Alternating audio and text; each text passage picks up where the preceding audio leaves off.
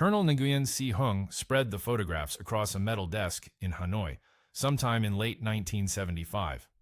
The prints showed wreckage scattered across a hillside in Quang Tri province. Aluminum skin peeled back like foil, a single General Electric J-85 engine half buried in laterite clay. Standard recovery documentation. But clipped to the folder, someone had attached gun camera stills from a different engagement entirely. 3 frames, grainy, shot from the cockpit of a MiG-21. They showed a small silver aircraft pulling into a turn so tight the vapor cone had already formed over the wing root. The next frame caught the MiG's own wingtip entering the shot, the pilot hauling back on the stick trying to follow. The third frame showed empty sky. The Vietnamese pilot had lost sight of his target. The kill report attached to that sequence listed the engagement as inconclusive. But a separate after-action summary, compiled by a different office, noted that the MiG never returned to base. The document uses the phrase "Không Giai Thich Juoch," roughly, unable to explain. Their word. What made that phrase unusual, what made the whole folder unusual, is the aircraft in those gun camera frames. Not an F-4 Phantom, not even an F-8 Crusader. The airplane that pulled that turn, that vanished from the MiG driver's canopy, weighed about 7,300 pounds empty. Wingspan 25 feet 7 inches, powered by 2 small turbojets originally designed for a trainer. The Northrop F-5 Tiger. The South Vietnamese Air Force flew them. The Americans gave them away like surplus furniture. Hanoi's own intelligence assessments from 1972 classified the F-5 as a second-tier export fighter. The word they used translates closer to adequate, not a threat. A political gesture from Washington, something to put on a ramp for photographers. If this is the kind of deep-cut aviation history you're into, drop a like and subscribe so you catch the rest of this series. And if you know something about the F-5 that I missed or got wrong, the comments section exists for exactly that reason. The trouble with calling the F-5 adequate is that adequate fighters don't generate inconclusive gun camera sequences where the other airplane disappears. They don't produce folders with unexplained losses, and they don't force a MiG-21, an interceptor with a thrust-to-weight ratio that could embarrass most of its Western contemporaries, into an overshoot so severe the pilot lost visual contact and then lost his life. Something in Hanoi's assessment had gone badly wrong. The question is what? A combination of factors explains it. Factors nobody on the North Vietnamese side bothered to assemble into a single picture until the war ended.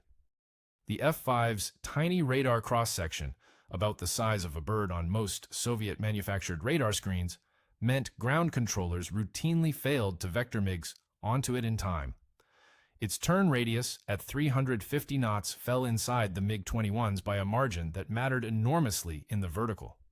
And its pilots, both American and South Vietnamese, had figured out something about energy management in that airframe that Hanoi's intelligence analysts never accounted for. The wreckage reports kept arriving. The gun camera evidence kept contradicting the official assessment. Nobody reconciled the two until there were no more MiGs to send. The wind off the Mojave carried the smell of hot brake pads and kerosene across the Edwards flight line, October 1959. A prototype sat on the ramp that nobody from Tactical Air Command had asked for. 38 feet nose to tail. Stubby, almost apologetic wings, 15.5 feet per side. 2 General Electric J-85 turbojets, each producing roughly 2,600 pounds of thrust dry.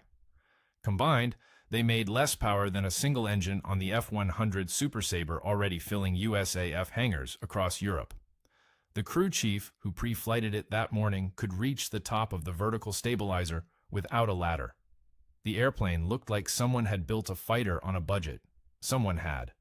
Lee Began, Northrop's chief project engineer, had spent 3 years convincing his own company that smaller meant better.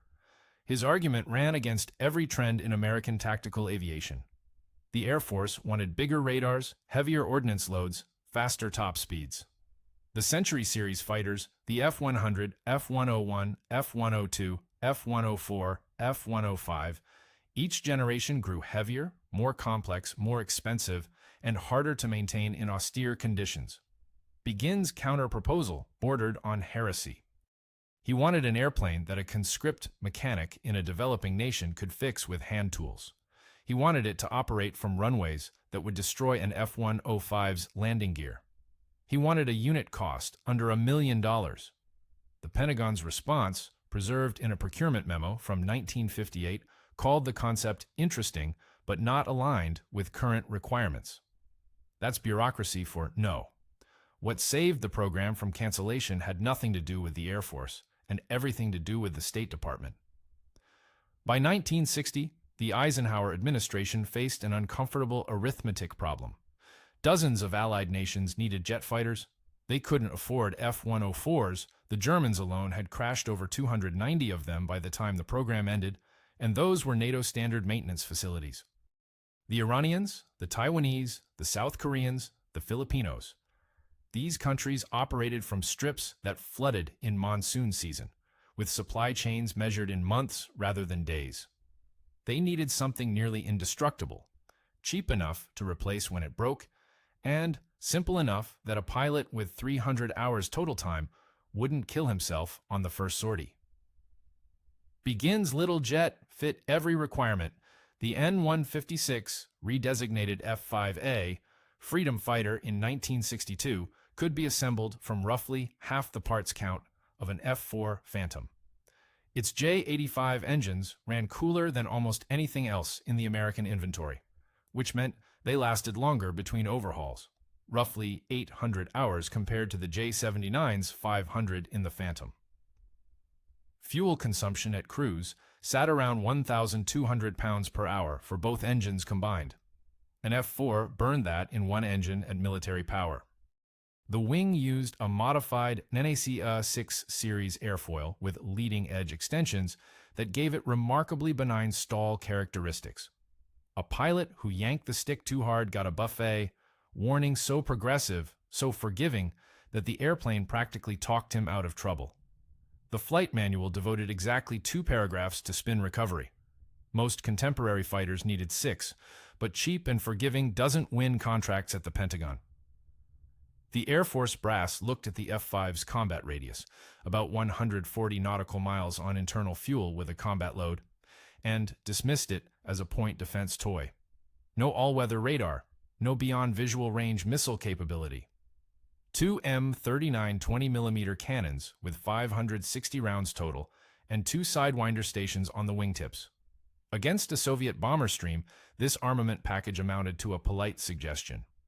General Walter Sweeney, commanding Tactical Air Command, reportedly told a Northrop delegation that the F-5 would make a fine airplane for someone else's Air Force. He meant it as an insult. Northrop took it as a sales strategy. Over the next decade, 26 nations bought the F-5 or its derivatives. More than 2,000 airframes rolled off the Hawthorne production line. The airplane the Air Force rejected became the most widely exported American fighter of its generation, flown by more foreign pilots than any other supersonic jet in the free world. And here's what Sweeney and his staff missed, what Hanoi's intelligence analysts would also miss a decade later. Every characteristic they despised, the small size, the low thrust, the limited range, produced secondary effects that nobody had optimized for because nobody had thought to try.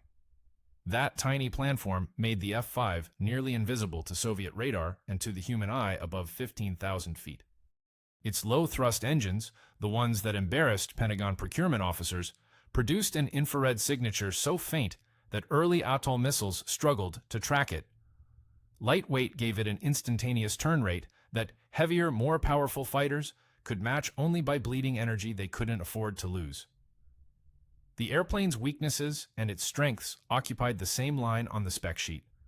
A single sheet of onion skin paper, stamped confidential across the top in faded red ink, changed the F-5's trajectory. Dated March 1965, it authorized the deployment of 12 F-5As to Bien Hoa Air Base under the project name Skoshi Tiger. Skoshi borrowed from Japanese, meaning a little. The name fit: a little airplane, a little detachment, a little experiment that the Pentagon expected to confirm what everyone already believed. Send the budget fighter to a real war. Watch it fail. Write the report. Move on. The 453 RD Tactical Fighter Squadron drew the assignment. Their pilots arrived in country October 1965 with orders to fly the F-5 in the close air support and interdiction roles. Ground attack, not air-to-air. Nobody planned to test the Tiger against MiGs. The evaluation framework measured sortie generation rates, maintenance hours per flight hour, weapons delivery accuracy, and operational availability. Bureaucratic metrics. Bean counter questions. Bien Hoa's ramp stank of JP4 and red dust. The F-5s looked absurdly small, parked next to F-100s from the adjacent squadron. Ground crews noticed something immediately. Turnaround time between sorties dropped to levels that made the maintenance officers recheck their logs. An F-5 could land, rearm, refuel, and launch again in under 20 minutes with a 4-man crew. The F-100 needed twice that with twice the personnel. Over 122 days of combat operations, those 12 airframes generated over 2,700 sorties. The squadron lost only 2 aircraft to ground fire, none to mechanical failure.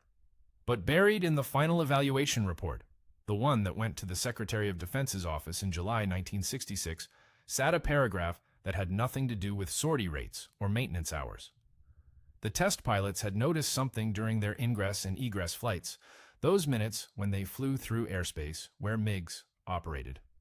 The report noted that the F-5 demonstrated a maneuvering capability in the transonic regime that exceeds the design specifications and warrants further tactical evaluation against contemporary threat aircraft. Dry language for a startling admission, the airplane turned better than its own engineers had predicted. Why? The evaluation team pointed to wing loading. At combat weight, around 13,500 pounds, with a typical ground attack loadout, the F-5 carried roughly 145 pounds per square foot of wing area. Drop the bombs and external tanks after contact, and that number plummeted to around 80 pounds per square foot. For comparison, a MiG-21 in a clean configuration sat around 74. The numbers converged in exactly the flight regime where dogfights happened, between 300 and 450 knots, between 5,000 and 20,000 feet. The Skoshi Tiger report recommended further production and deployment. The Air Force buried it for 11 months. Tactical Air Command still didn't want an airplane that cost less than a helicopter. The South Vietnamese Air Force, meanwhile, read a translated summary and started asking Washington for F-5s by name. They understood what the report meant, even if the Pentagon preferred not to. At Kep Air Base, 60 kilometers northeast of Hanoi, the classroom smelled like mildew and cigarette smoke. Wooden benches faced a chalkboard where Soviet advisors had drawn silhouettes of American aircraft in descending order of size. The F-4 Phantom sat at the top, big, twin-tailed, trailing black exhaust smoke visible from 20 kilometers. Below it, the F-105 Thunderchief, long-nosed and unmistakable. Then the A-4 Skyhawk, the A-1 Skyraider, and at the very bottom, almost an afterthought, a silhouette so small it barely occupied the corner of the board. The F-5. North Vietnamese fighter pilots trained against this hierarchy the way medical students memorize anatomy. The big targets came first. The small ones could wait. The doctrine governing MiG operations over North Vietnam between 1965 and 1973 followed a logic that made perfect sense on paper. Ground-controlled intercept stations, GCI, the backbone of Soviet-style air defense, tracked incoming American strike packages on P-35 and P-37 radar systems. Controllers identified formation composition by radar return size, assigned threat priorities, and vectored MiGs accordingly. An F-4 formation lit up those screens like a bonfire. 2 engines, a massive airframe cross-section, external ordnance pylons catching radar energy from every angle. The GCI controller could count phantoms, estimate their heading, altitude, and speed, and position a MiG flight for a slashing attack from the rear quarter. The system worked. Between 1966 and 1968, North Vietnamese MiG-21s shot down dozens of American aircraft using exactly this method.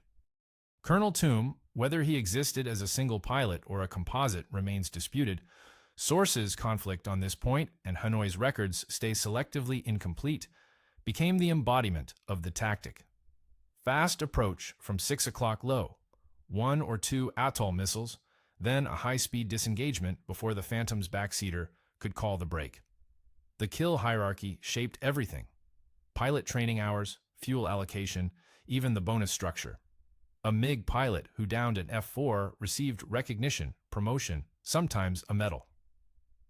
Nguyen Van Kok, the top-scoring North Vietnamese ace with 9 confirmed victories, built his record almost entirely against Phantoms and Thunder Chiefs, the big airplanes, the ones that mattered. So, what happened when an F-5 appeared on the GCI scope? Most of the time, nothing. The radar return from an F-5 at 15,000 feet registered roughly the same size as a flock of large birds or atmospheric clutter. Controllers either didn't see it or dismissed it. A declassified Vietnamese People's Air Force training document from 1971, translated and archived at the Air University Library at Maxwell Air Force Base, laid out engagement priorities in explicit terms. The document ranked American aircraft by Chien Tuat U Tien, tactical priority. F-4. Phantoms received a priority rating of 1. F-105s received a 2. The F-5 received a 4, the lowest category, grouped with reconnaissance drones. The accompanying instructor notes stated that the F-5 lacks the weapons capability to threaten our primary defensive positions and should not divert assets from higher priority engagements. Direct quote from the translated document. This ranking contained a buried assumption that nobody at Kep or Noi Bai or Gia Lam bothered to interrogate. It assumed the F-5 would only appear in the ground attack role, hauling bombs, flying low and predictable, vulnerable to anti-aircraft artillery rather than MiGs.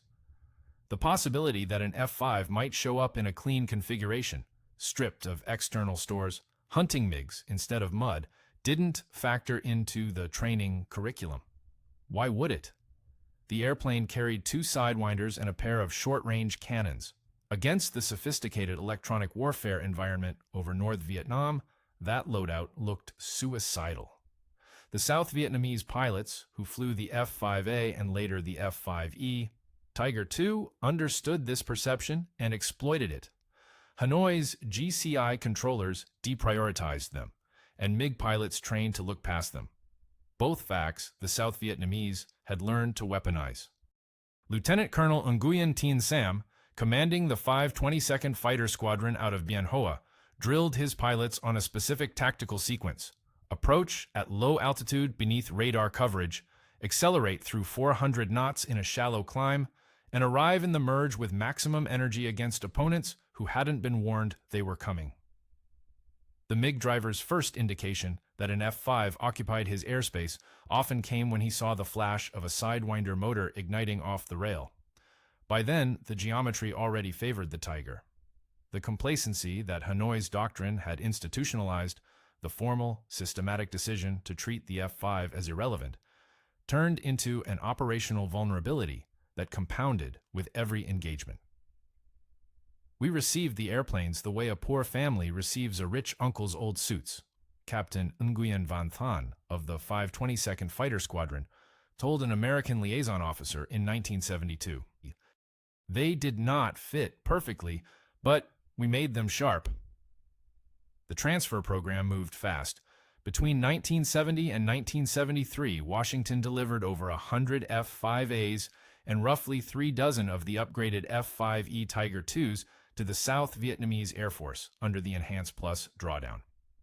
The E model carried an Emerson AN/APQ-159 radar in a reshaped nose, small, limited to about 20 miles of useful detection range, but enough to give the pilot situational awareness that the A model never offered.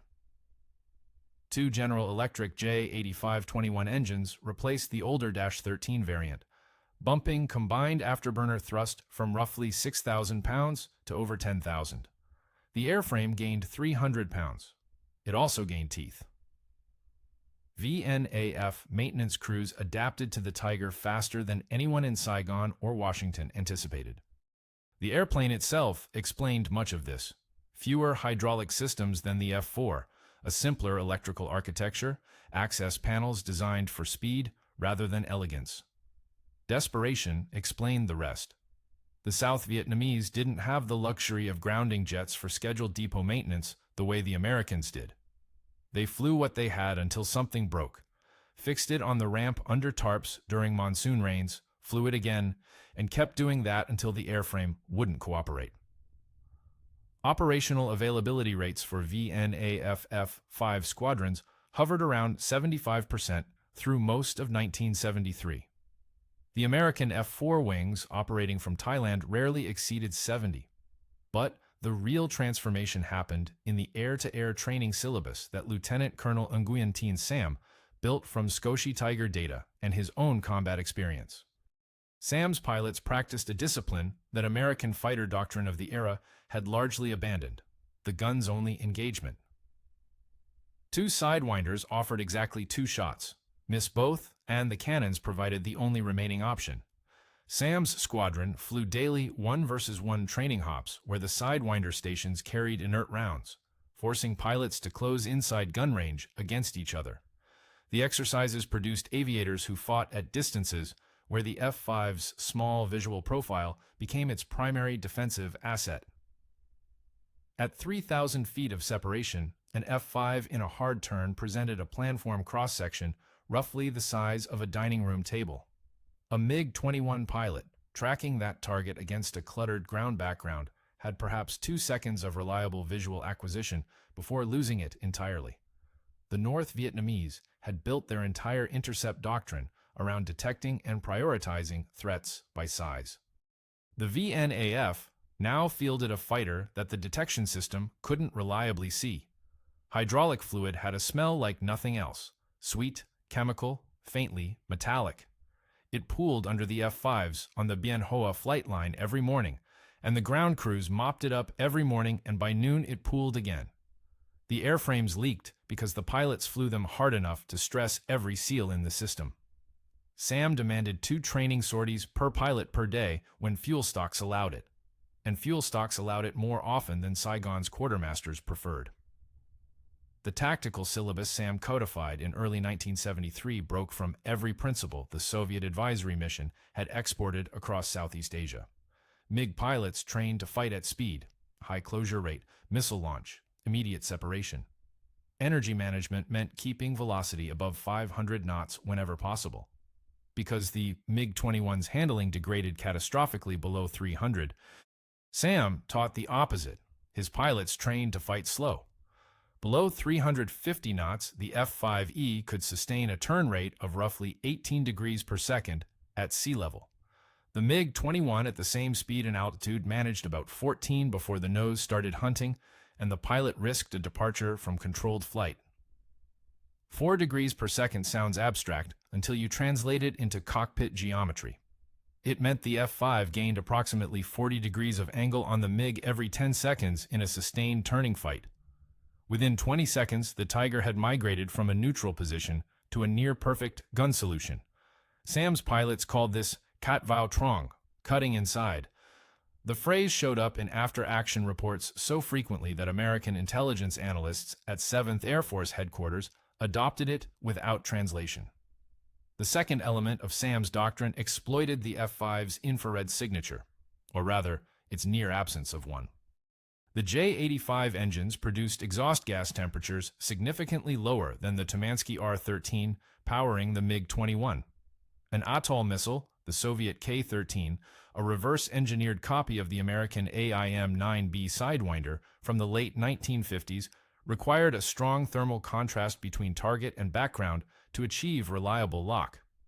Against an F-4's twin J-79 engines pumping out nearly 1100 degrees Fahrenheit at the turbine exhaust, the Atoll functioned adequately within its design envelope.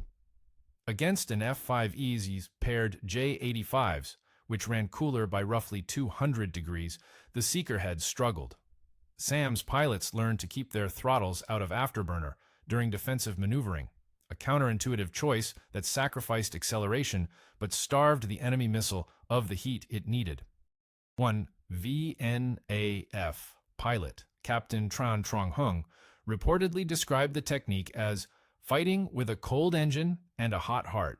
The records don't confirm whether he actually said it or whether an American advisor polished the quote afterward. Either way, it captured the philosophy.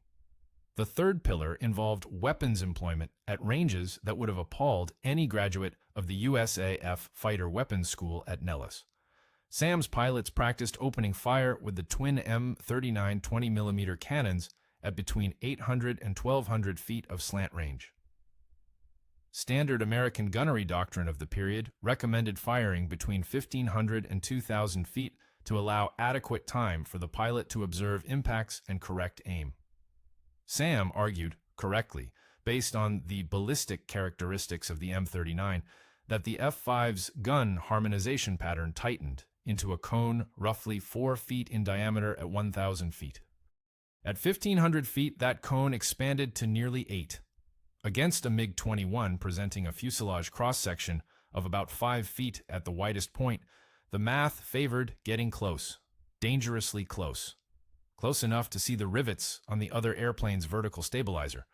Close enough to smell your own sweat pooling inside your oxygen mask and know that a mid-air collision sat one bad correction away. Sam's pilots accepted this. They trained at these distances until the proximity stopped producing panic and started producing hits. The cannon convergence zone at 1,000 feet meant that a 1-second burst of roughly 34 rounds placed almost every projectile inside the target's planform. One burst, 1 second, and a MiG-21 carrying 4,500 pounds of internal fuel became a fireball that no ejection seat could outrun. Over Quang Tri Province, January 28, 1973. 4 days before the ceasefire took effect, a pair of F-5Es from the 522nd scrambled on a GCI vector toward 2 MiG-21s, inbound from the north at 22,000 feet. The VNAF flight lead, Captain Nguyen van Phuc, took his wingman down to 8,000 and accelerated to 460 knots before pulling into a 30-degree climb on an intercept heading. The MiG element never called VE contact. Hanoi's ground controllers, tracking the engagement from a radar station near Dong Hoi, logged the two F-5s as Muk Tio Kong Sach Jin, unidentified targets, for nearly 90 seconds before reclassifying them as probable A-37 Dragonflies. Light attack aircraft. Not a threat to MiG-21s operating at altitude. The 90-second classification gap killed the trailing MiG pilot. Phuc's wingman, Lieutenant Dao Duc Nu, fired a single AIM-9B from approximately 4,000 feet in a high-aspect quarter attack. The Sidewinder tracked clean and detonated just aft of the MiG's cockpit. The aircraft broke apart at 19,000 feet. The lead MiG reversed hard left and dove for the deck, afterburner lit, which made him visible against the overcast to Phuc, who had repositioned above during the initial attack. Phuc closed to within 1,500 feet but held fire. Too far for guns by Sam's standards, and his sole remaining Sidewinder refused to tone. The MiG escaped into cloud cover at 6,000 feet, trailing light smoke from what post-engagement analysis suggested might have been a compressor stall induced by the violent brake turn. 1 kill, 1 escape. The engagement lasted under 4 minutes. The after-action report from Bien Hoa, a copy survives in the VNAF Historical Collection at the National Archives in College Park, Maryland, contains a detail worth pausing on. Phuc noted that at no point during the intercept did either MiG execute a defensive break prior to missile impact. Hokong Thai Chung Toi, he wrote. They did not see us.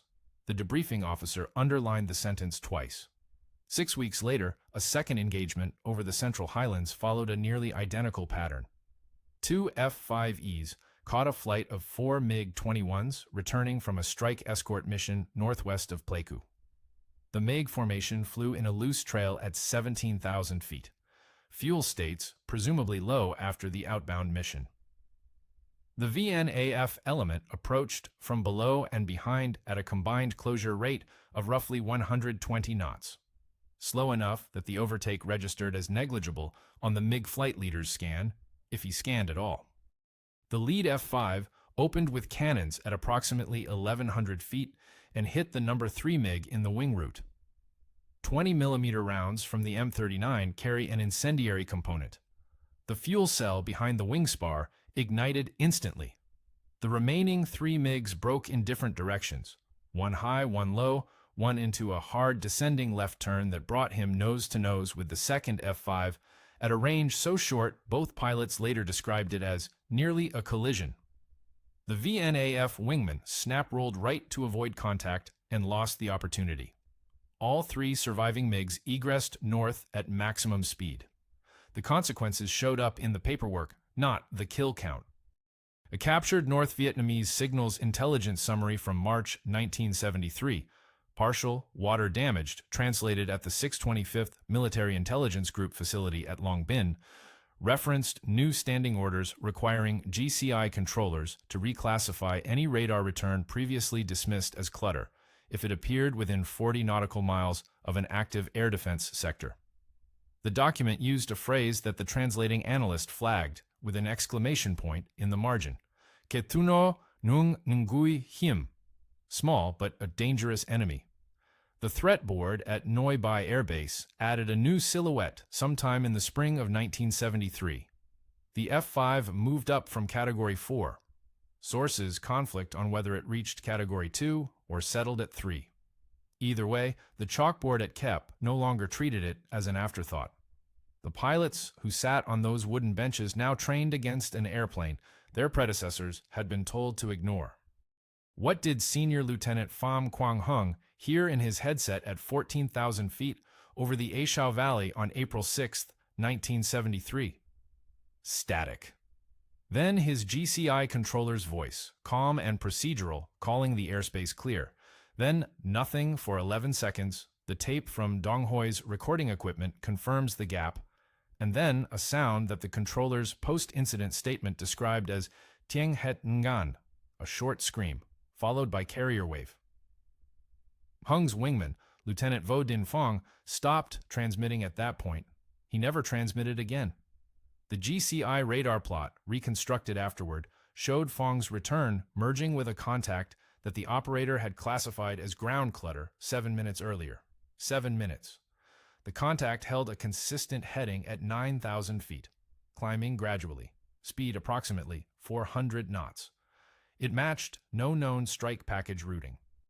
It triggered no alarm because it fell below the radar cross-section threshold that Dong Hoi's operators used to distinguish aircraft from the electronic noise generated by the karst ridgelines below. The F-5 that killed Phong had been visible on the scope the entire time.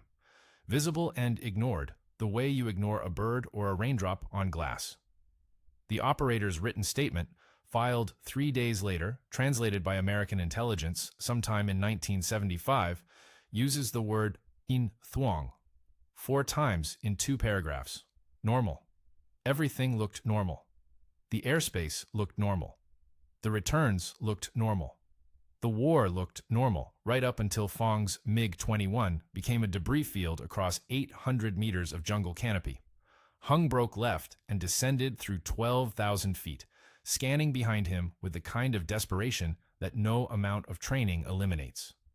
The canopy of a MiG-21 offered reasonable visibility forward and above, but almost nothing below and behind. A blind cone roughly 60 degrees wide that Soviet designers had accepted as a trade-off for structural rigidity. Hung rolled inverted to check his 6 o'clock low.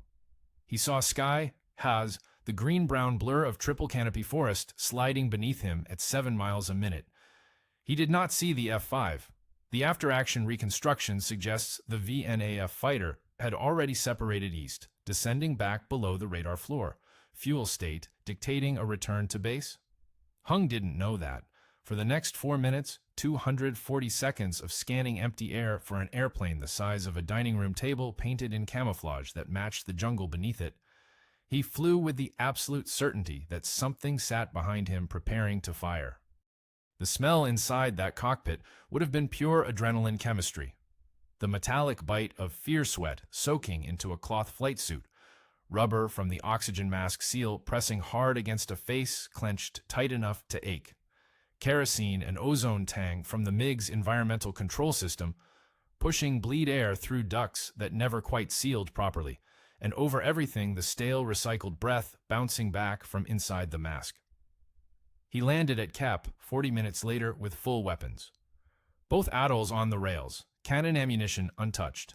A flight that carried enough ordnance to destroy 2 enemy aircraft and instead lost half its formation without ever acquiring the target. The debrief transcript runs 6 pages.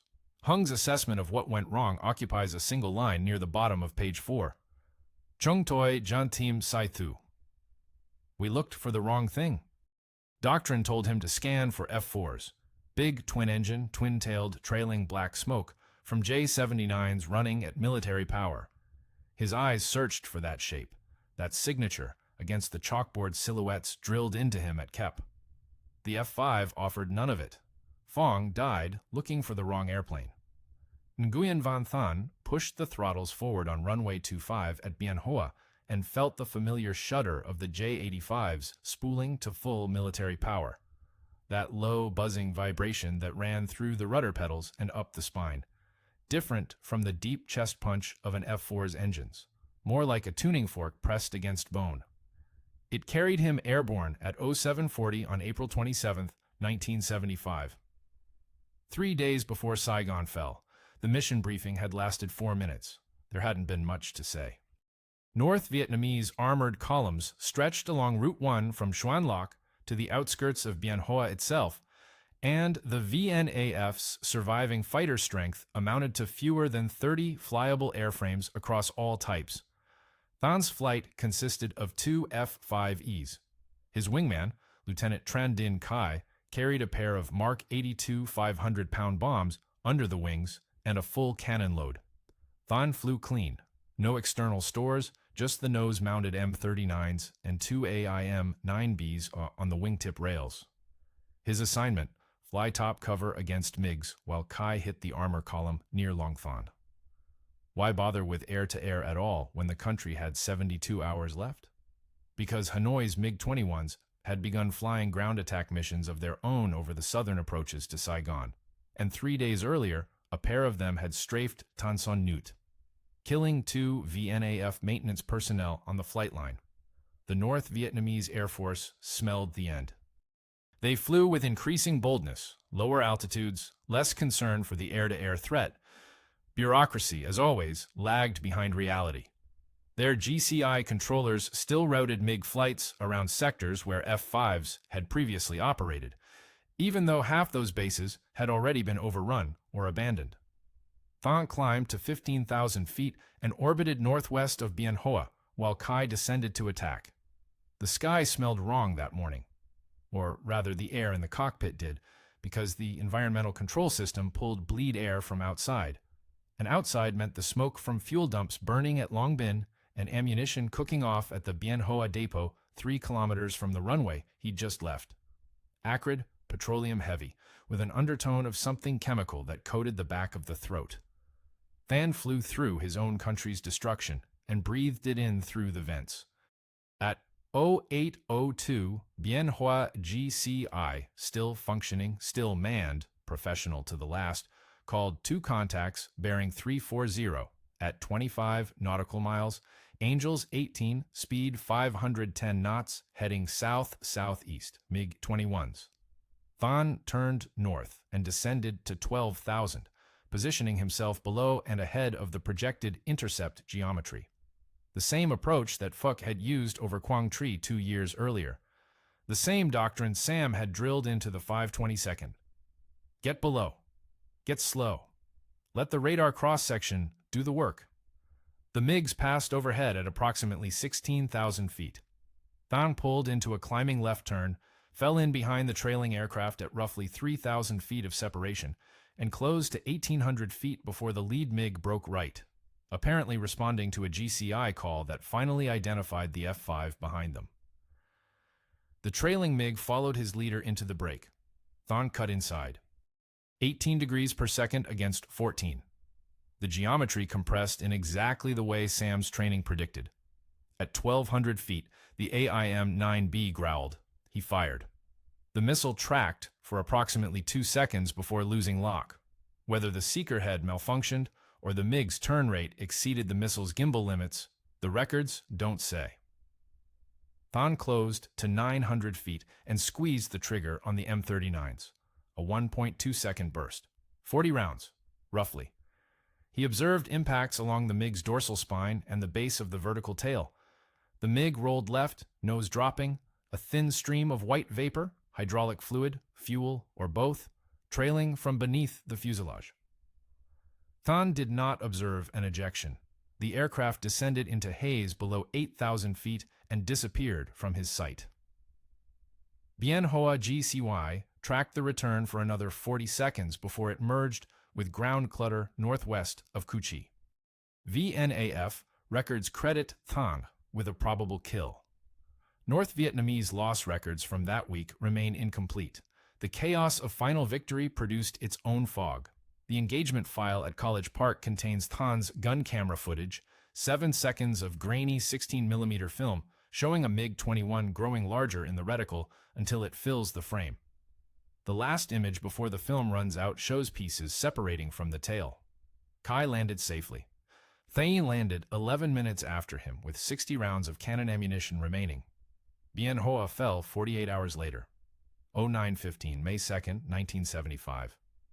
2 days after the last helicopter lifted off the American embassy roof, a team of Soviet aviation engineers from the Gromov Flight Research Institute landed at Tan Son Nhut aboard an Aeroflot IL-18 that had no business being there and no flight plan anyone acknowledged. They carried testing equipment in unmarked crates. Their orders came directly from the Ministry of Aviation Industry in Moscow, and the Vietnamese weren't told the full scope until the Russians had already begun disassembling the first airframe. Bien Hoa's captured flight line held 11 intact F-5Es.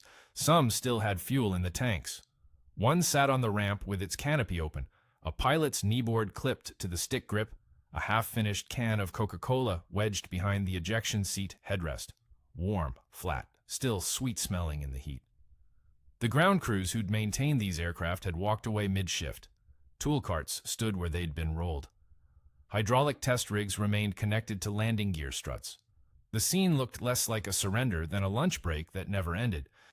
The Soviet team lead, identified in a partially declassified GRU, technical summary only as Engineer Colonel VK, spent the first 72 hours running radar cross-section measurements from a mobile test rig positioned at the end of runway 25. The results prompted him to send a cable to Moscow that the summary quotes in fragment "Значительно ниже ожидаемого," significantly below expected. The F-5's frontal RCS measured smaller than anything in the Soviet tactical fighter inventory except the MiG-21 itself. An airplane designed in 1955 by Northrop's team in Hawthorne, California, using slide rules and wind tunnel data, had produced a radar signature that Soviet engineers in 1975 found difficult to reconcile with their own detection models. The cable requested additional instrumentation. Moscow sent it within the week. But the RCS numbers told only half the story.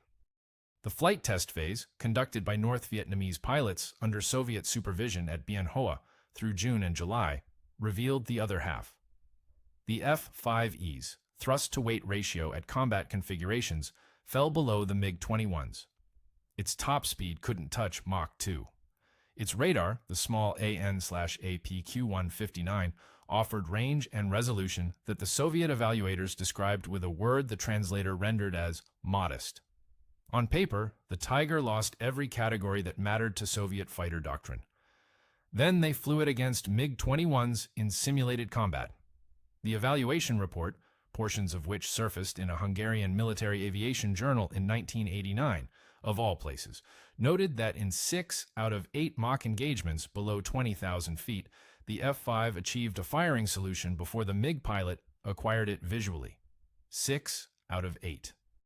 The report attributed this to 3 factors: the airframe's compact dimensions, its low smoke emissions compared to the Tumansky R-13 engine, and what the authors called "исключительная маневренность на малых скоростях," exceptional maneuverability at low speeds. The sustained turn rate at 350 knots and 15,000 feet exceeded the MiG-21's by nearly 2 degrees per second. 2 degrees? That gap sounds trivial until you do the math on a turning fight at close range. It compounds across every 360-degree circle until the faster-turning aircraft slides into the cone behind you. The Soviet evaluators understood this immediately. KEP's chalkboard instructors had not. Engineer Colonel V.K. included a recommendation in his final assessment. Future Soviet radar systems, he wrote, should reduce minimum detectable cross-section thresholds by a factor of 3. The recommendation cited no American technical breakthrough, no stealth technology, no exotic materials. Just an aluminum airplane with 2 small engines and a planform that Northrop's engineers had optimized for cheapness. The cheapness was the point. Every dollar not spent on size, power, complexity, and weight had purchased something the Soviet detection grid couldn't buy back. Invisibility, earned through absence. The cable from engineer Colonel V.K. arrived in Moscow smelling like every diplomatic pouch that ever crossed the Indian Ocean in summer. Mildew, adhesive, the faint chemical tang of whatever fungicide the courier service sprayed inside the canvas bags. It landed on a desk at TSAGI, the Central Aerohydrodynamic Institute, where a team of radar engineers read the RCS figures from Bien Hoa and did what engineers do. They built a fix. By 1978, the Soviet Union had initiated a comprehensive upgrade to its ground-controlled intercept radar network. New processors, lower detection thresholds, improved clutter rejection algorithms designed specifically, and the engineering directive states this explicitly, to detect low observable tactical aircraft in the class of the Northrop F-5E. They spent 3 years and an estimated 400 million rubles redesigning a detection architecture that had failed against an airplane the Pentagon had originally budgeted at $800,000 per unit. The Soviets built an entire radar generation to catch a fighter that cost less than a Moscow apartment block. And it worked. The upgraded systems could track an F-5 class target at ranges exceeding 60 nautical miles under most conditions. Soviet air defense operators trained against the profile. Warsaw Pact exercises incorporated low RCS threat scenarios for the first time in 1980. The chalkboard problem that KEP's instructors had ignored for years became a central element of Eastern Bloc fighter doctrine. They adapted, spent the money, and closed the gap. Then Lockheed's Skunk Works delivered the F-117. The Have Blue demonstrator flew in 1977, the same year Soviet engineers finalized their anti-F-5 radar specifications. Its radar cross-section measured not slightly below the F-5's, but orders of magnitude below it. The entire Soviet detection upgrade, every ruble and every algorithm, had calibrated against the wrong target.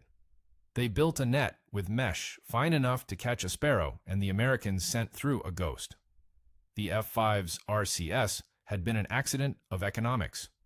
The F-117's RCS represented deliberate, systematic engineering toward invisibility. Moscow's engineers had studied the accidental version, mastered it, and prepared for more of the same. What arrived instead operated on principles their models didn't contain. Sources conflict on whether VK's team ever learned about Have Blue before the program went public in 1988. The timeline suggests not. His recommendation, reduce detection thresholds by a factor of 3, met the threat he measured on runway 25 at Bien Hoa. The actual American stealth program required a reduction by a factor of roughly 1,000. His report, thorough and competent and exactly right about the narrow problem it examined, addressed a threat that had already become obsolete before the ink dried. Northrop's engineers in Hawthorne never set out to build a stealth fighter. They built a cheap one. The stealth came free, a byproduct of constraints that the design team viewed as limitations. Small engines because the budget couldn't afford large ones, a compact airframe because the mission didn't require a big one. Even the minimal radar suite owed itself to cost, not doctrine. Every trade-off that made the F-5 inferior on the spec sheet made it harder to find in the sky. The Soviets reverse-engineered the result and missed the cause. They assumed the Americans had optimized for low observability. The Americans had optimized for cost. The low observability fell out of the math like change from a vending machine. Anyway, The F-5 served in the air forces of over 30 nations. Iran flew them against Iraqi MiGs in 1980. Switzerland kept them operational until 28 years into the 21st century. The United States Navy and Marine Corps used them as aggressor aircraft at Top Gun for decades, playing the enemy, ironically, because their size and performance so closely replicated the MiG-21 that real Soviet fighters had struggled against them. The airplane built to simulate the threat had once been the threat, or rather, it had been the thing the threat couldn't see. Nguyen Van Thanh made it out. He flew one of the last VNAF sorties, landed at Bien Hoa with 60 rounds remaining, and 48 hours later walked away from the flight line with nothing but his flight suit and a wristwatch. He reached the United States through Guam, settled in Texas, flew civilian helicopters for an oil company in the Gulf of Mexico. A Vietnamese American journalist interviewed him in Houston in 1992, asked him what he thought about when he remembered the F-5. Thanh sat quiet for a while, the way pilots do when you ask them to translate something physical into language. Then he said, "It never tried to be the best airplane. It just tried to be there when you needed it. Most of the time it was. The MiGs never figured out why they couldn't find us. We never told them it was because there was nothing to find."